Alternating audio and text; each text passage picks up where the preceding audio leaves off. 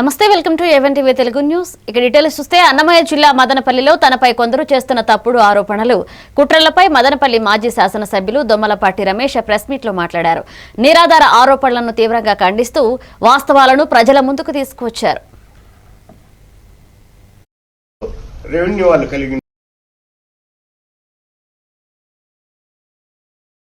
రాష్ట్ర చరిత్రలో ఒక్క చింత చెట్లకు మాత్రమే పట్టా ఇచ్చే హక్కు రెవెన్యూ వాళ్ళు కలిగినారు. ఆ చింత చెట్లు కూడా ఎవరికి వచ్చినంటే ఎవరైతే రైతు కూలీలుగా ఉండే వాళ్ళకు మాత్రమే చింత చెట్లు ఆ ఫలసాయం తీసుకునే హక్కు మాత్రమే ఉంది. ఎవరైతే రిటైర్డ్ అయిన వ్యక్తులు, పెన్షన్ పొందే వ్యక్తులకు ఎటువంటి పరిస్థితిలో పట్టా ఇచ్చే అధికారం లేదు. రాకుండా అక్కడుండే అధికారులకు కూడా నోటీసులు ఇవ్వకుండా వాళ్ళ మీద కూడా ఈరోజు ఛార్జీ తీసుకునే విధంగా నువ్వు మోసపూరితంగా వ్యవహరించినావు. ఈ విషయం మాకెవరైనా కానీ మా పేర్లు మా ఇవి చేర్చినప్పుడు మాకు నోటీసులు ఇచ్చి మా వాదన కూడా మా దగ్గర ఉండే ఏం రికార్డులు ఉన్నాయి అవన్నీ కూడా చూడాల్సిందిగా ఆ రోజు లేకుండా ఈ విధంగా ఆర్డర్ పొందడం ఒక అవివేకమైన చర్య. ఈరోజు కోర్టులో, హైకోర్టులో ఉంది స్పష్టంగా, ఇదే ఆంధ్రప్రదేశ్ అత్యున్నత న్యాయస్థానంలో.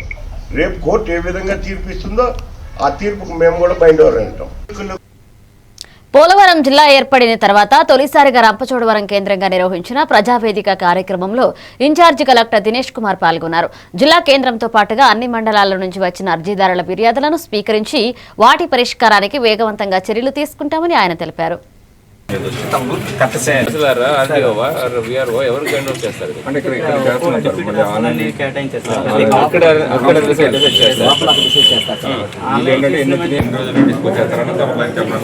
పంచాయతీకి ఎంట్రీ ఇచ్చినట్టు ఇప్పుడు మన చవిటి దిబ్బలు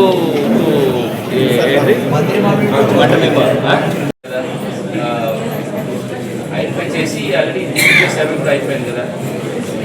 ఒక 10 acres డీజీపీఎస్ చేసేసి ప్రపోజల్ ప్లానింగ్ వచ్చేసి ఫస్ట్ ఫారెస్ట్ తీసుకొచ్చేసి హ్యాండ్ అవుట్ చేయాలి. First land handing. విజయనగరం జిల్లా రేగడి మండలం ఉణుకూరు గ్రామంలో ఫాస్టర్ కోటిపల్లి ప్రసాద్ ఆధ్వర్యంలో సువార్త ర్యాలీ భక్తి శ్రద్ధలతో నిర్వహించారు. విశాఖపట్నం నుంచి వచ్చిన బ్రదర్ ఇమ్మానియేల్ రాజు ముఖ్య అతిథిగా పాల్గొనగా వివిధ మండలాల నుంచి పెద్ద సంఖ్యలో సేవకులు, విశ్వాసులు హాజరై ఉణుకూరు వీధుల్లో యేసుక్రీస్తు ప్రభువు మహిమను చాటుతూ ర్యాలీ చేపట్టారు.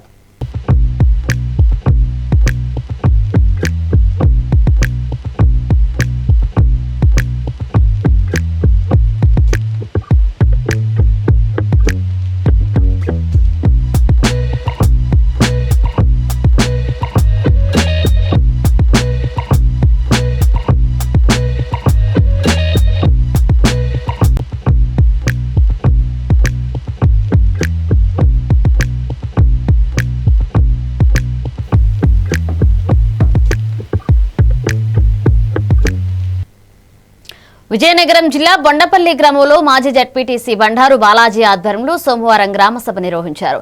ఉపాధి హామీ పథకం, రామ్జీ పథకం అంశాల్లో ప్రజలకు అవగాహన కల్పిస్తూ గ్రామంలోని పెంట కుప్పలను తొలగించి పరిశుభ్రతను పెంచాలని సూచించారు.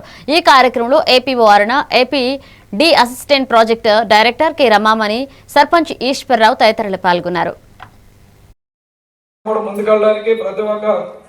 పథకాలు అయితే కానీ ఒక పథకాలు తీసుకోవడం అంటే పంచాయతీ కలిపి సమన్వయంతో పనిచేయాలి. అలాగే అంగన్వాడీ స్కూల్ చేసేవాళ్ళది పంచాయతీలో ఒక బాడీగా ప్రజలు మనం ఎన్నుకున్నారు కాబట్టి అది ఎవరైనప్పుడు కూడా అందరూ కూడా ఆ బాధ్యత ఉండాలి. అదే వేతనం ఉంటుంది, మీరు పనిచేసిన బట్టి ఉంటుంది. ఈ అభివృద్ధి పథకాలు మాత్రం ఉపాధి హామీ పథకంలో 90 ఉన్నదాన్ని రాష్ట్ర ప్రభుత్వాలు కొంత మేరకు తమ వనరుల్ని సమకూర్చుకోవాలనే ఉద్దేశంతో నిర్లక్ష్యంగా రాష్ట్ర ప్రభుత్వాలు ఉన్నాయి, అంతా కేంద్రం మీద ఆధారపడి ఉన్నాయి. కనుక మీరు కూడా వనరులు సమకూర్చే విధానాలు చాలా ఉన్నాయి, కూడా ఆలోచన చేయాలి. అధికారులు కూడా ప్రజల సమస్యలు తీర్చే విధంగా ఆలోచన. శ్రీకాకుళం జేసీఐ సన్ రైజర్స్ నూతన కార్యవర్గ ప్రమాణ స్వీకార మహోత్సవం రామలక్ష్మణ కోడెలలోని హోటల్లో వైభవంగా జరిగింది. శ్రీకాకుళం డీఎస్పీ వివేకానంద యువతకు నాయకత్వ లక్షణాలు, సిపిఆర్ అవగాహన కల్పిస్తున్న జేసీఐ కార్యకలాపాలను ప్రశంసించారు. నూతన అధ్యక్షురాలు షర్మిల, కార్యదర్శి ఐతం వెంకటేష్, కోశాధికారి పొట్నూరు దామోదర్రావు మరియు ఇతర సభ్యుల ప్రమాణ స్వీకారం చేశారు. ఈ కార్యక్రమంలో విశిష్ట అతిథులు కినోటో speaker KV Rao, zone vice president Eshwar, doctor Gita Srikanth తదితరులు పెద్ద సంఖ్యలో పాల్గొన్నారు. awarded outstanding zone. Their dedication, their leadership, and their involvement, and their connectivity to the JCI for future. Really, I worked in Leo Club. So for the time when I was a student, Lions Leo Club, I was a member for that. అప్పుడు really నాకు అనిపించేది అంటే by the time నేను degree చేస్తున్నాను. So leadership అనేది ఇండివిజువల్గా develop అవ్వడం అనేది కొంచెం కష్టమే. దానికి ఒక ఇన్స్ట్రుమెంట్ కావాలి, ఒక చెప్పే పదాలు అర్థమయ్యే వాళ్ళకి మనం చెప్పేది వాళ్ళు చేయాలి అంటే సైకలాజికల్గా కూడా వాళ్ళకి మనమే అర్థం చేసుకోవాలి. శ్రీకాకుళం జిల్లాలో జేసీఐ 40వ వసంతాల వేడుకలను క్రిస్టల్ ప్యాలెస్ లో ఘనంగా నిర్వహించారు. ఎమ్మెల్యే గుండు శంకర్ ముఖ్య అతిథిగా హాజరై జేసీఐ ద్వారా యువతకు నాయకత్వ లక్షణాలు పెంపొందించడం, సేవా కార్యక్రమాలను విస్తృతంగా నిర్వహించడం అభినందనీయమని తెలిపారు. నూతన అధ్యక్షురాలు ఉషారాణి, కార్యదర్శి కృష్ణకాంత్, కోశాధికారి జగదీష్ తదితరులు ప్రమాణ స్వీకారం చేసి రక్తదాన శిబిరాలు, ఉచిత వైద్య శిబిరాలు, పేద విద్యార్థులకు సహాయ కార్యక్రమాలు కొనసాగిస్తామని ప్రకటించారు. ఈ కార్యక్రమంలో పలు స్వచ్ఛంద సంస్థలకు చెందిన ప్రతినిధులు, జేసీఐ శ్రీకాకుళం ప్రతినిధుల బృందం తదితరులు పాల్గొన్నారు. అవకాశాలు కల్పించే సంస్థగా, సంస్థలో శాశ్వత మార్పులు తీసుకువచ్చే శక్తిగా నిలబెట్టడం నా ముఖ్య లక్ష్యం. నాయకత్వ లక్షణాల అభివృద్ధి, ప్రతి జేసీఐ సభ్యునిలో ఆత్మవిశ్వాసం, నిర్ణయ సామర్థ్యం, బాధ్యత, కమ్యూనికేషన్, సేవాభావం వంటి నాయకత్వ లక్షణాలను పెంపొందించడం, leadership and skill training programmes, యువత, మహిళలు, జేసీఐ సభ్యుల కోసం నాయకత్వ శిక్షణ, వ్యక్తిత్వ వికాసం, కమ్యూనికేషన్ స్కిల్స్, టైం మేనేజ్మెంట్, ఉపాధి నైపుణ్యాలపై నాణ్యమైన ట్రైనింగ్ ప్రోగ్రామ్స్ నిర్వహించడం. మంచి పేరు వస్తుంది జేసీఐకి. ఇంకా ఆల్రెడీ శ్రీకాకుళం పట్టణంలో మీరు చాలా సర్వీస్ యాక్టివిటీస్ చేస్తారు. అలాగే యూత్ కూడా మరి చాలా కష్టం, ఎందుకంటే మీకు ఓపిక ఉండదు, నాకు సబ్జెక్ట్ ఉండదు, టైం చాలా అయిపోయింది. నేను మైక్ పట్టుకొని వస్తుంటే చాలా మంది బాధ్యత తీసుకుంటున్నారు, లీడర్స్ బాధ్యస్తాడు అని. ఏదేమైనప్పటికీ ఉషారాన్ని శభాష్ అన్ని ప్రమాణ స్వీకరణ. కోనసీమ జిల్లా రాజోలు నియోజకవర్గంలో మలికిపురం మండలంలోని ఓఎన్జీసీ డ్రిల్ సైట్ నుంచి గ్యాస్ లీకేజీపై మంత్రి అచ్చెన్నాయుడు ఆరా తీసుకున్నారు. జిల్లా కలెక్టర్, ఎస్పీలతో సంప్రదింపులు చేసి స్థానిక ప్రజలను సురక్షిత ప్రాంతాలకు తరలించడం, అలాగే మాస్కులు పంపిణీ చేయడం చర్యలు తీసుకోవాలన్నారు. సీఎం చంద్రబాబు నాయుడు, మంత్రులు అచ్చెన్నాయుడు, వాసంశెట్టి సుభాష్ అధికారులతో మాట్లాడి వివరాలు తెలుసుకున్నారు. గ్రామస్తులకు ఎలాంటి ఇబ్బంది కలగకుండా వారిని సురక్షిత ప్రాంతాలకు తరలించాలని అధికారులకు ఆదేశించారు.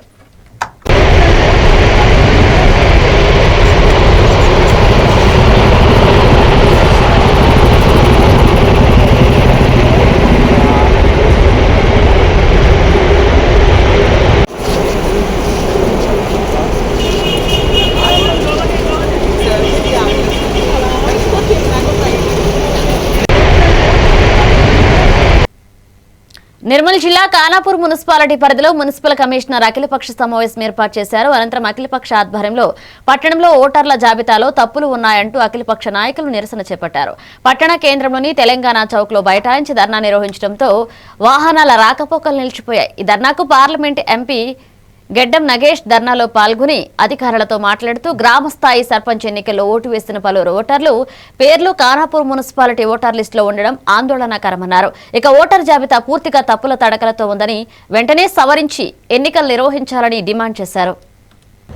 ఏదైతే ఓటర్ స్టారేషన్లో ఈ యొక్క 12 వార్డులలో ప్రతి వార్డులో ఒక్కొక్క ఓటు 3 వార్డుల ఉన్నాయి కాబట్టి 2400 ఓట్లు అధికంగా కనిపిస్తున్నాయి. ఆ ఓట్లని డెలిట్ చేసి కాలనీ వైజ్గా, వార్డు వైజ్గా ఒక్కొక్క ఓటుకు ఒక్కరికి 60 ఉంచి తీసుకెళ్తే బాగుంటుంది చెప్పి మేము ఈరోజు అధిక దృష్టికి తీసుకెళ్ళాం.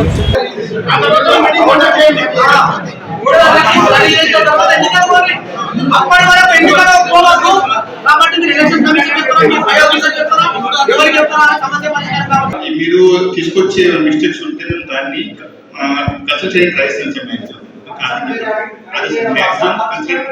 అది సార్ మ్యాక్సిమం మీరు ఇచ్చే అబ్జెక్షన్స్ అన్ని మేము తీసుకొని వాటిని మ్యాక్సిమం ట్రై అధికార బంధువులుగా ఖానాపూర్ మున్సిపల్ కమిషనర్ ఆధ్వర్యంలో 6 పార్టీ మీటింగ్ ఏర్పాటు చేయడం జరిగింది. ఈ మీటింగ్ లో వివిధ పార్టీలు వాళ్ళకు ఉన్న సమస్యలు కావచ్చు, వాళ్ళకు ఏమైనా సజెషన్స్ కావచ్చు మాకు ఇచ్చారు.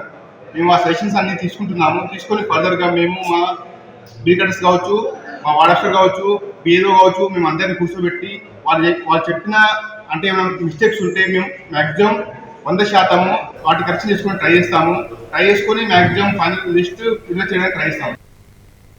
రాజమహేంద్రవరం కలెక్టరేట్ లో సోమవారం పీజీఆర్ఎస్ లో 146, రెవెన్యూ క్లినిక్ లో 141 అర్జీలు స్వీకరించబడ్డాయి. జిల్లా కలెక్టర్ వై మేఘాస్వరూప్ అర్జీలను సమగ్రంగా పరిష్కరించి సమస్యలు తిరిగి ఓపెన్ కాకుండా చూసేలాగా అధికారులను ఆదేశించారు. భూ ఫెన్షన్, అలాగే రహదారి ఆక్రమణల వంటి వివిధ సమస్యలపై స్పందనలు తీసుకోవడం, అర్జీదారుల సంతృప్తి స్థాయిని పరిగణలోకి తీసుకోవడం, శాఖల మధ్య సమన్వయం మరియు ఫోటో డాక్యుమెంటేషన్ నిర్వహించడం వంటి ముఖ్య సూచనలను కలెక్టర్ తెలిపారు.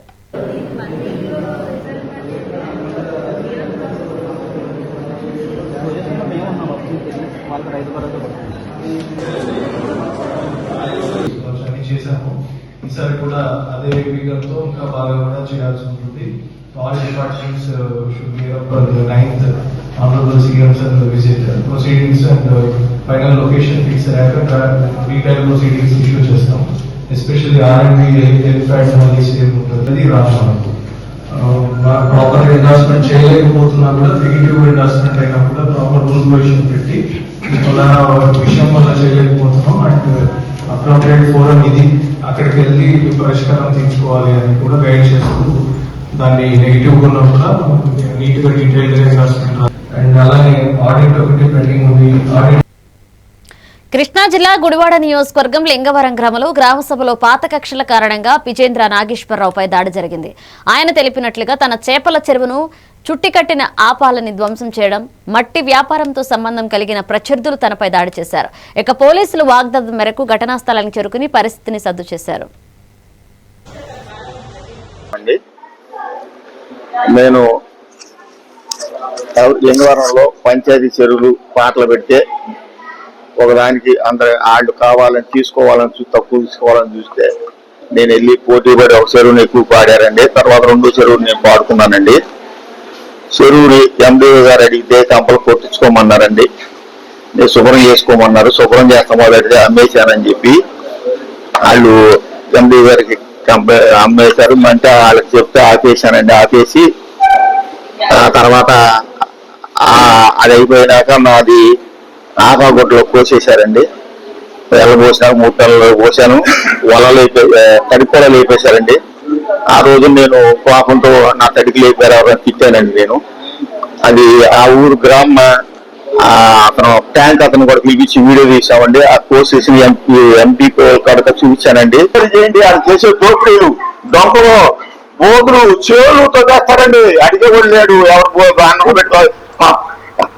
హాని గారు ఉన్నప్పుడు గుడివాడ ఎమ్మెల్యే వెనిగండ్ల రాము గుడివాడ టీడీపీ కార్యాలయంలో మీడియాతో మాట్లాడుతూ దేశంలో విద్యుత్ ఛార్జీల ట్రూ డౌన్ ఘనత కూటమి ప్రభుత్వానికి చెందిందని చెప్పారు. ఇక గత ప్రభుత్వం ప్రజలపై కాసుల కోసం విద్యుత్ భారం మోపినప్పటికీ సీఎం చంద్రబాబు యూనిట్ రేట్లను తగ్గించి ఆక్వా రంగం, సోలార్ విద్యుత్ వినియోగం, ప్రత్యేక రాయితీలతో ప్రజలకు సౌకర్యాలు కల్పించారని, ఈ చర్యలతో ప్రజలకు విద్యుత్ భారం తగ్గించబడిందని వ్యాఖ్యానించారు ఆయన.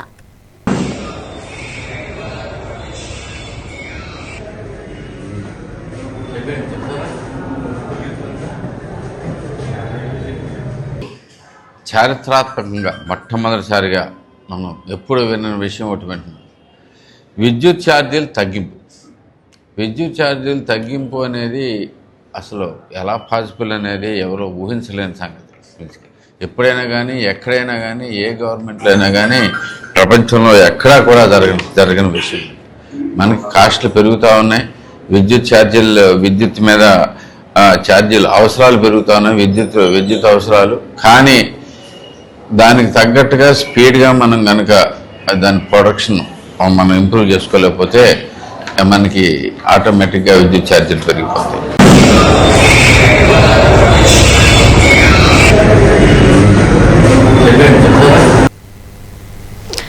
తెలంగాణ ఖోఖో అసోసియేషన్ భారత ఖోఖో ఫెడరేషన్ సౌజన్యంతో ఈ నెల 11 నుంచి 15వ తేదీ వరకు కాజీపేట రైల్వే స్టేడియంలో 58వ జాతీయ స్థాయి సీనియర్స్ మహిళా పురుషుల ఖోఖో పోటీలను ఘనంగా నిర్వహించనున్నారు. ఇక రాష్ట్ర సంఘ అధ్యక్షులు జంగా రాఘవరెడ్డి తెలిపారు. ఇక 29 రాష్ట్రాలు, కేంద్రపాలిత ప్రాంతాలు, రైల్వే, పోలీస్ బెటాలియన్ల నుంచి మొత్తం 40 పురుషుల జట్లు, 39 మహిళా జట్లు పాల్గొంటాయని, మ్యాట్లపై సింథటిక్ మరియు క్లే కోర్టులు వస్తీ అలాగే భోజన వస్తువులు పూర్తి స్థాయిలో ఏర్పాటు చేసినట్లుగా పేర్కొన్నారు. సీనియర్ ఖోఖో పోటీలలో భాగంగా నేడు జంగా రాఘవరెడ్డి గారు రైల్వే కాజీపేట స్టేడియంలో మీడియా సమావేశం నిర్వహించడం జరిగింది. వారిని అడిగి ఖోఖో సీనియర్ నేషన్లో భాగంగా ఏర్పాట్ల గురించి మరిన్ని విషయాలు అడిగి తెలుసుకుందాం. సార్ చెప్పండి, మీరు ఈ నెల 11వ తారీఖు నుంచి జాతీయ స్థాయి సీనియర్ ఖోఖో పోటీలు పెడుతున్నారని చెప్పేసి అనే వార్త వచ్చింది. దానికి ఎలాంటి ఏర్పాట్లు చేశారు? దేశవ్యాప్తంగా ఎన్ని టీములు పాల్గొనబోతున్నాయి? తెలంగాణలో వరంగల్ జిల్లాలో కాజీపేటలో 11వ తారీఖు నాడు 10 గంటలకు లాంచ్ చేస్తూ ఉన్నాం. 4 గంటలకు ఓపెనింగ్ అవుతుంది.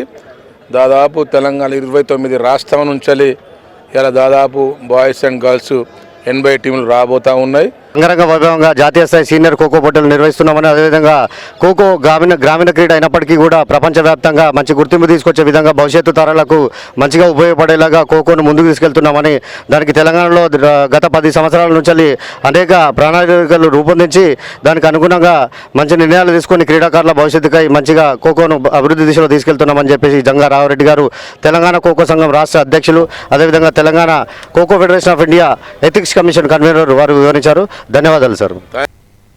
జనగామ జిల్లా వడ్లకొండ గ్రామానికి చెందిన గొరిగే మహేష్ 6 నెలల క్రితం చోరీకెళ్లిన తన లారీపై ఇన్సూరెన్స్ క్లెయిమ్ చెల్లించకపోవడంతో ఇబ్బందుల్లో ఉన్నట్లుగా ఆవేదన వ్యక్తం చేశారు. ఇన్సూరెన్స్ కార్యాలయం ఎదుట గ్రామస్తులు, లారీ అసోసియేషన్ సభ్యులతో కలిసి శాంతియుత నిరసన చేపట్టిన మహేష్ కంపెనీ ఉన్నతాధికారులు వెంటనే స్పందించి న్యాయం చేయాలని డిమాండ్ చేశారు.